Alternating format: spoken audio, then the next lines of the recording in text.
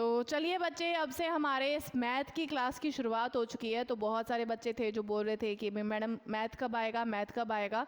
तो ये देखिए, अब मैथ की क्लास की शुरुआत हो चुकी है। तो अब आपके आएंगे प्योरली मैथ बेस्ड क्वेश्चंस। तो सबसे पहले सभी बच्चों का स्वागत करती हूँ। और अगेन, जिन जिन बच्चों ने अभी तक क्लास को लाइक नहीं कर रखा है, क्लास को लाइक कर दो।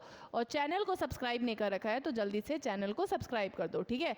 तो चलिए शुरू करते हैं आज के मैथ के क्वेश्चंस को। पहला क्वेश्चन बहुत ही आसान सा क्वेश्चन है। What is the value of interior angles of regular hexagon. जी, एक नियमित षटभुज के आंतरिक कोणों का मान ज्ञात करिए। 160 डिग्री, 120 डिग्री, 180 डिग्री या फिर 360 डिग्री। कितना होता है जी?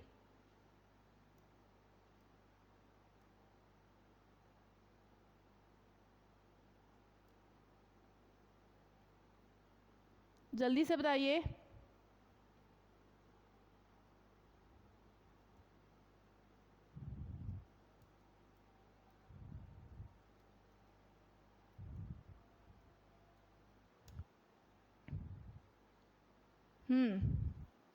तो बी डी में कंफ्यूज है। सही आंसर क्या है? 120 डिग्री होता है, ठीक है। रेगुलर हेक्सागन के अंदर में जो कोण होते हैं उनका जो होता है एंगल होता है वो 120 डिग्री होता है, ठीक है। अगला क्वेश्चन पूछा गया आप लोगों से कि यदि किसी सम चतुर्भुज यदि किसी सम चतुर्भुज के का क्षेत्रफल आप लोगों को दिया गया है, कितना है? 144 वर्ग सेंटीमीटर है।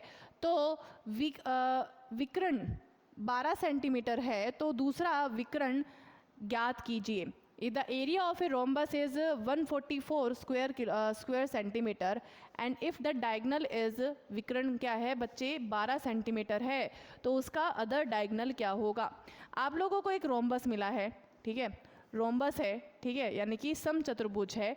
आप लोगों को उसका एक डायगनल बताया गया है। एक डायगनल मान लो, ये मान लो डायगनल यानी कि विकर्ण को मैं मान लेती हूँ D1, ठीक है। तो D1 की क्या वैल्यू दे रखी है? 12 सेंटीमीटर, ठीक है। दूसरा डायगनल क्या होता है? दूसरा डायगनल को मैं मान लेती हूँ D2। D2 की वैल्यू क्या दे रखी है? D2 हमें वैल्यू बता नहीं रखी, ठीक है। और दूसरा क्या है? आप लोगों को एरिया दे रखा है, यानी कि क्षेत्रफल दे रखा है। तो एरिया क्या होता है? रोम्बस का, समचतुर्भुज का जो एरिया होता है वो होता है हाफ, ठीक है, D1 गुना में D2, यानी कि आधा D1, यानी कि एक डायगनल और दूसरे डायगनल को गुना करके उसका आधा करेंगे तो क्या आएगा? हमारा एरिया आएगा। तो एरिया क्या है? 144 है, ठीक है। 144 को इक्वल टू में हाफ गुना में 12, D1 की वैल्यू है 12, और 12 गुना में D2, 12 गुना में D2, ठीक है। फिर 2 को 12 से काटोगे तो वैल्यू आ जाएगी 6, और 6 को 144 से डिवाइड करोगे तो वैल्यू क्या आएगी? तो वैल्यू आ जाएगी ये आ जाएगा, 12 से कट जाएगा जी बच्चे। ये आएगी 2 और 24, हाँ। तो वैल्यू आ जाएगी 24, ठीक है जी। प्रमोद जी, फर्स्ट क्वेश्चन बिल्कुल सही है बच्चे, 120 डिग्री आएगा जी। 24 है, 24 है। चलो वेरी गुड, वेरी गुड। चलो 24 है, हाँ। अगला question, the area of a triangle is 84 square metre. जी, एरिया कितना है? एक ट्राइंगल दे रखा है आप लोगों को, ठीक है। एक त्रिभुज का क्षेत्रफल दिया गया है 84 वर्ग मीटर, तथा आधार कितना है? आधार है 14 मीटर। इसकी ऊंचाई बताइए। आपको एक त्रिभुज मिला है। त्रिभुज क्या है हमारा? एग्जाम्पल के तौर पे त्रिभुज है मेरा ABC, ठीक है। इस त्रिभुज का क्या दे रखा है आप लोगों को? क्षेत्रफल दिया गया है। तो क्षेत्रफल को मैं मान लेती हूँ A, एरिया। तो एरिया की वैल्यू क्या है? 84 वर्ग मीटर, यानी कि बच्चे 84 मीटर स्क्वायर, ठीक है। अब आपको क्या मिला हुआ है? उसका बेस, आधार मिला है। आधार क्या है? आधार आप लोगों को BC की वैल्यू दी है। BC की वैल्यू कितनी दी है? 14, ठीक है। 14 मीटर दी है। कितनी? आधार की वैल्यू दी है। आपको क्या निकालना है?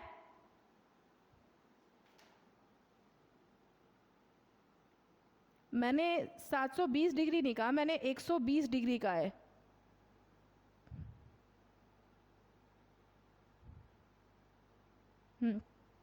मैंने 120 डिग्री कहा है बच्चे, ठीक है, 120 डिग्री। चलो वो मैं बताती हूँ, ठीक है, एक बार इसका करने दो, एक बार ये वाला करने दो। तो बच्चे ये एरिया क्या होता है, एरिया का फॉर्मूला होता है हाफ बेस, ठीक है, इनटू में हाइट, हाफ बेस इनटू में हाइट।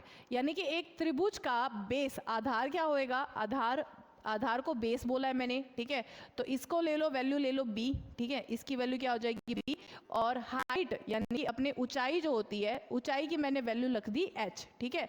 तो हाफ बेस इनटू हाइट क्या होता है, एरिया होता है, ठीक है, एक त्रिभुज का एरिया होता है। तो वैल्यू क्या आएगी, 84 को हम क्या लिख सकते हैं, हाफ बेस की क्या वैल्यू है, आधार की वैल्यू क्या है 14, और ऊंचाई आप लोगों को नहीं दे रखी, ऊंचाई को ज्ञात करना है। तो ऊंचाई को ज्ञात करना है तो h लिख लो, ठीक है। 2 को 14 से डिवाइड करोगे तो क्या आ जाएगा 7, और 7 को 84 से डिवाइड करोगे तो क्या आ जाएगा, 7 जो है 84 में डिवाइड में चला जाएगा, और क्या वैल्यू आएगी 1, 12, तो हाइट क्या आ जाएगी 12, ठीक है।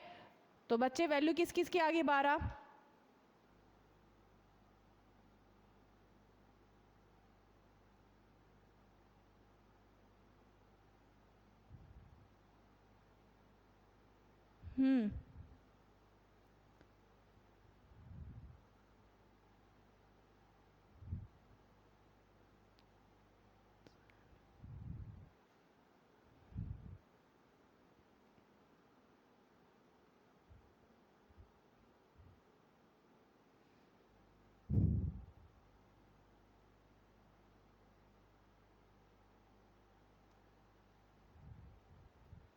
हाँ Aditya Patel good morning.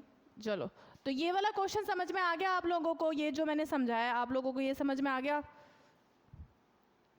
Good morning good morning, ये वाला समझ में आ गया आप लोगों को। ये मैंने कैसे निकाला है, आधार गुना में ऊंचाई क्या होता है, हमारा एरिया होता है, हाफ आधार गुना में ऊंचाई हमारा एरिया होता है।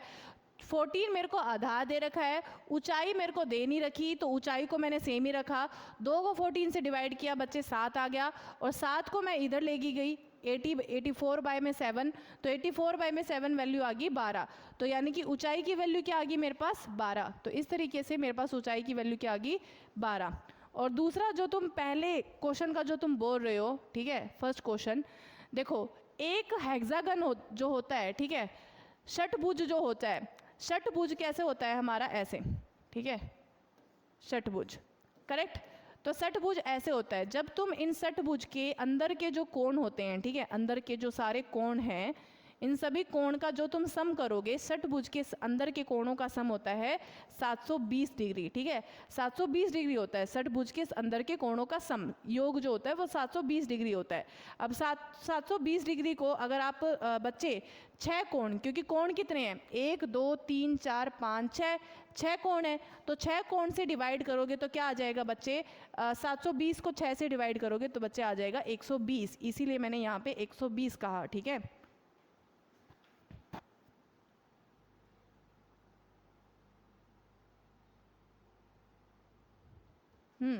तो यहाँ पे इसलिए मैंने 120 कहा है, क्योंकि ये सही आंसर क्या होएगा 120, 720 को 6 से डिवाइड करोगे तो 120 आ रहा है, ठीक है। चलो अगला क्वेश्चन देख लो, अगला क्वेश्चन समझ में आ गया ये, yes ma'am, okay good morning. चलो अगला क्वेश्चन देखो, अगला क्वेश्चन क्या है, आप लोगों को इसकी वैल्यू निकालनी है, x रेज टू पावर 3 को ऊपर रेज टू पावर 2, इसकी वैल्यू क्या आएगी जल्दी से बताओ, पहले आप लोग बताओ।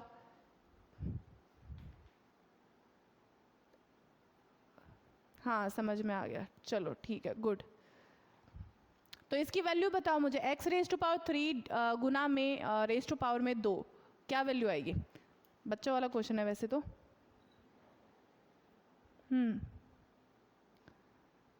6 वेरी गुड, बिल्कुल सही आंसर है। देखो हमारा क्या होता है कि जब भी हमारे रेज टू पावर्स होती है, मान लो अगर ये हो जाए कि x रेज टू पावर 3 गुना में x रेज टू पावर 2, तब क्या होएगा, जब जो बेस है वो गुना में है, तो बेस गुना में होता है तो जो हमारी पावर होती है वो क्या हो जाती है, ऐड हो जाती है, तो क्या हो जाएगा 3 प्लस में 2 क्या आ जाएगा x रेज टू पावर 5, ठीक है।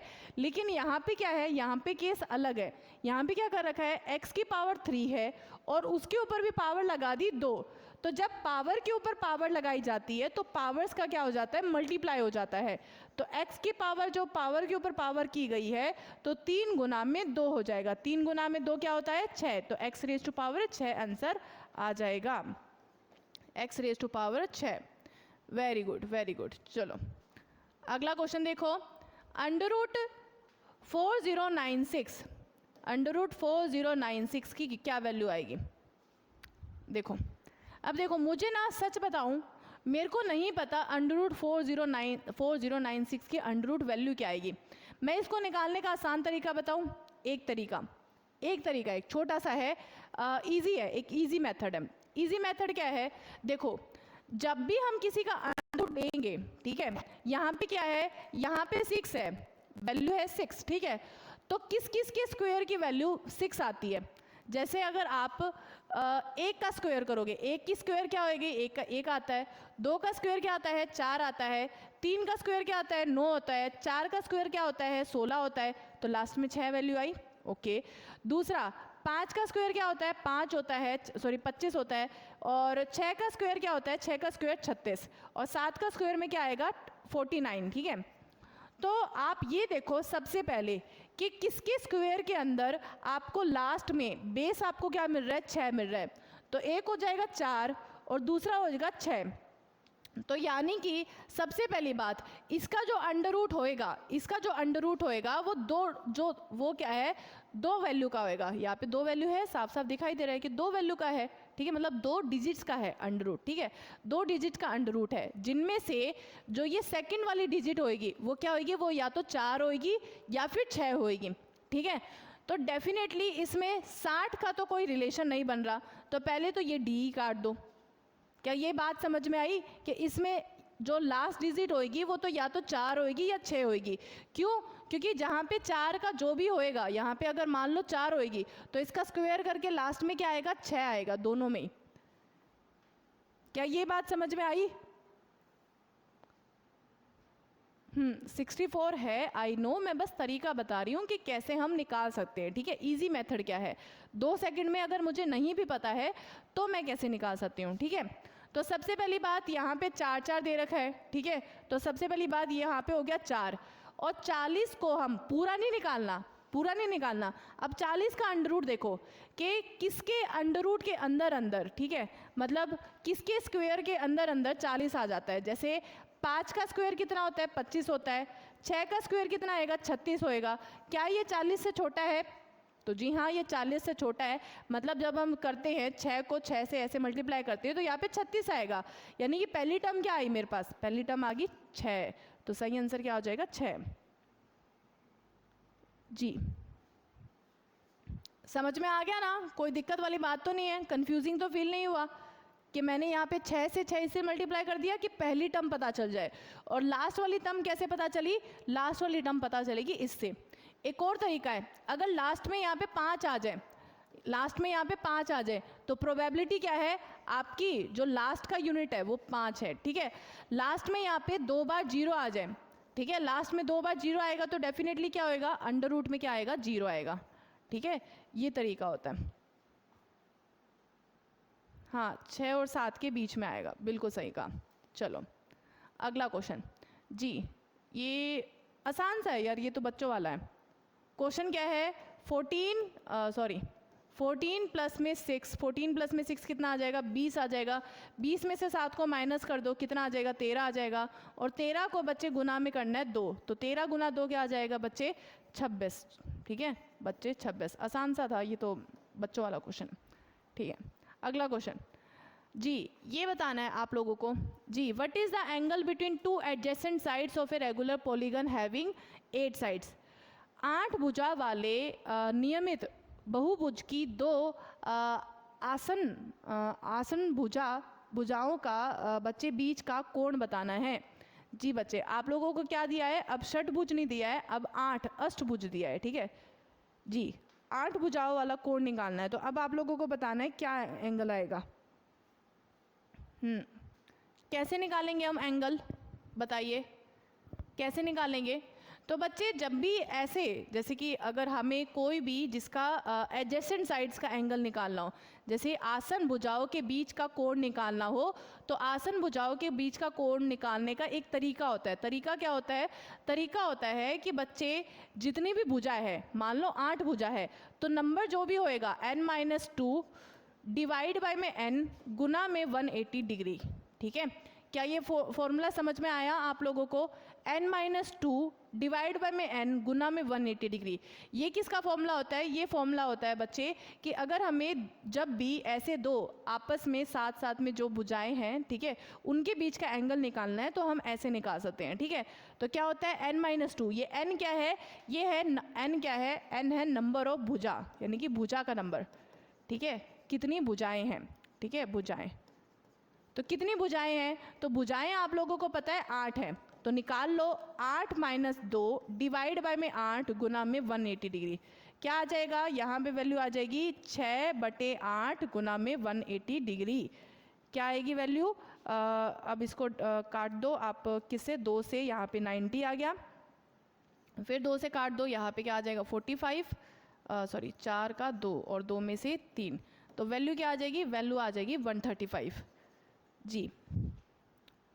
ठीक है madam, very good very good. चलो 140 नहीं है, 135 है। ठीक है, समझ में आ गया सभी बच्चों को जो मैंने निकाला है, जिस तरीके से निकाला है, समझ में आ गया? बताओ।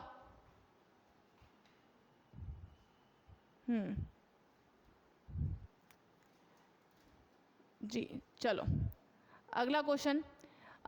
इन what time will 450 amount to, जी बच्चे 540 at 5% annual at the simple interest.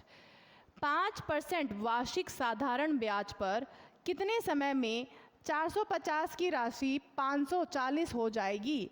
कितने समय में होएगा?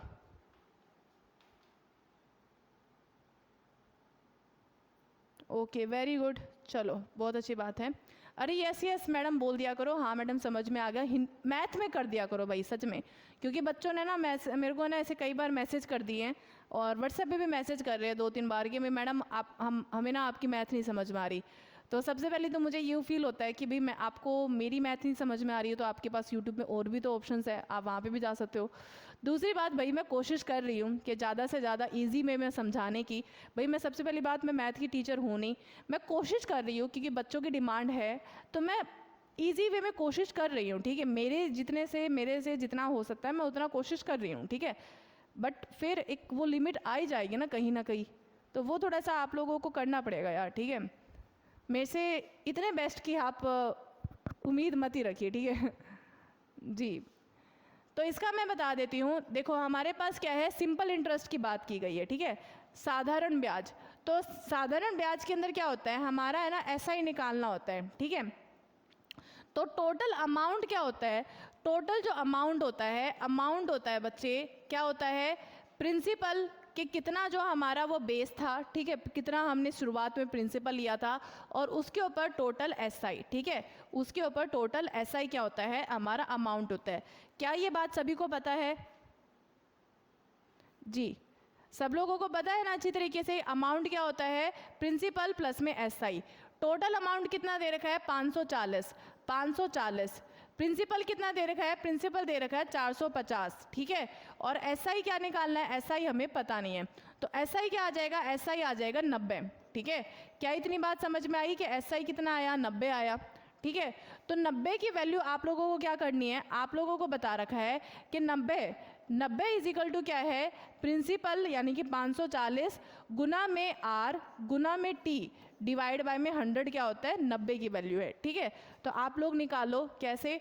90 इज इक्वल टू क्या है? 450 है, रेट कितना दे रखा है? रेट दर कितना है? दर है 5%, और टाइम नहीं बता रखा। ठीक है, तो बच्चे टाइम गुना में टी कर दो और डिवाइड बाय में 100 कर दो। ठीक है, तो जब आप इसको काटोगे, ठीक है, तो क्या वैल्यू आ जाएगी?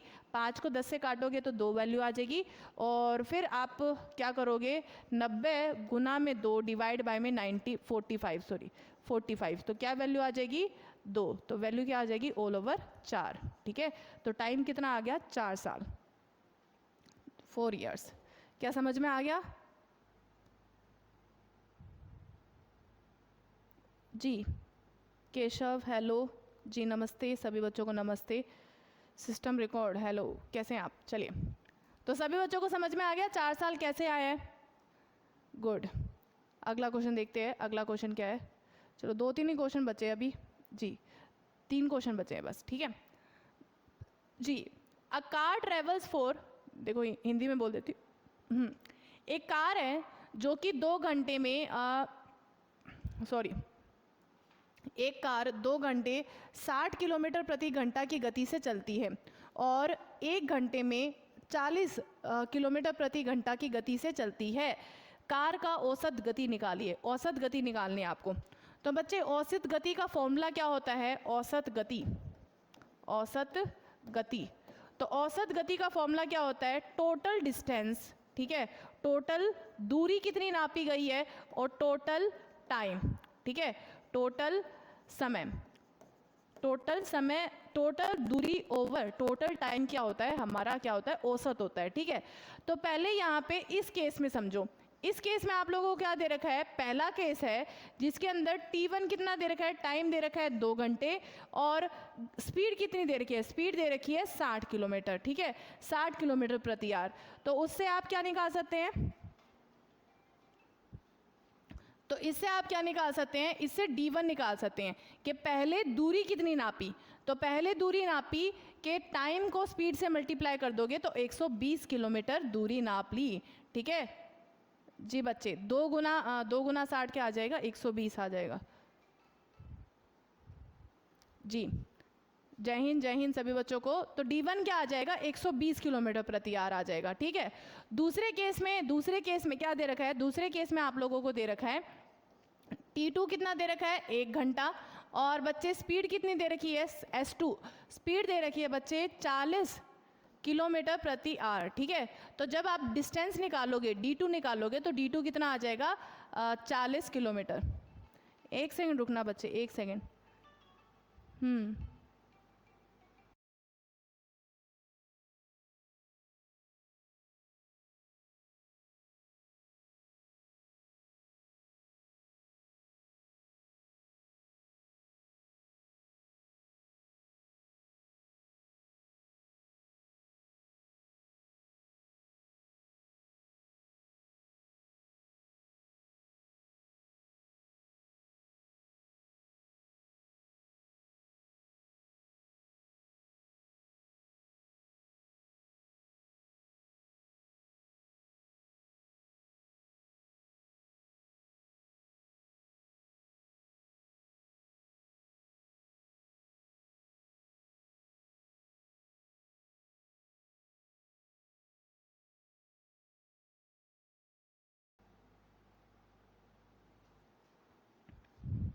चलो, तो सही आंसर क्या आ जाएगा? टोटल दूरी आई अपने पास कितनी आई?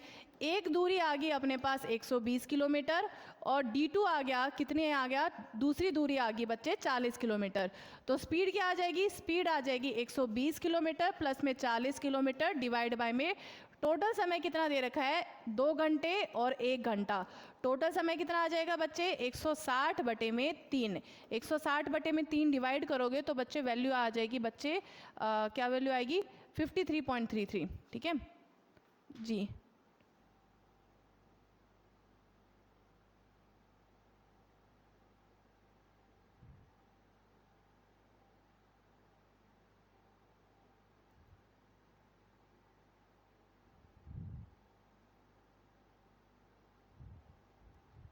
चलो, तो बच्चे आज की क्लास मैं यहीं पे ख़त्म करती हूँ, ठीक है, क्योंकि अभी काम आ रहा है मुझे।